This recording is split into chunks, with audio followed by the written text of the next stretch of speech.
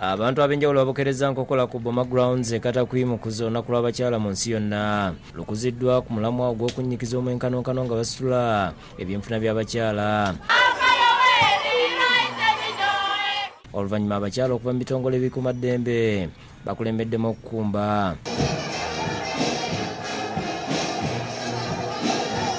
President mukwogera kwasabye abazadde bakomye omuze gw'okusalira abaana abalenzi ebirabo ebinene nga bazze okuwasa abaana baabwe abawala ne kirabika nga ababatunda obutunzi.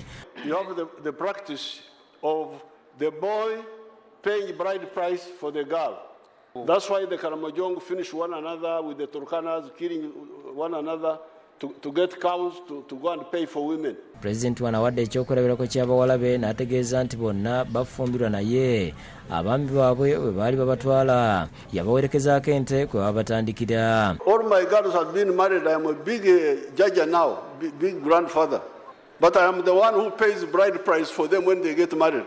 I accompany them with the cows. So please, don't jump. The women emancipation program must be organic. It can't be just legislation. That's not the whole society must change. Bw'ati asabye abazadde b'abaana abawala nabo okuwangayo ku bye balina eri omuko baleme kukitwala tebalina kufunanga bufunyi. Download the app on App Store or Google Play Store now.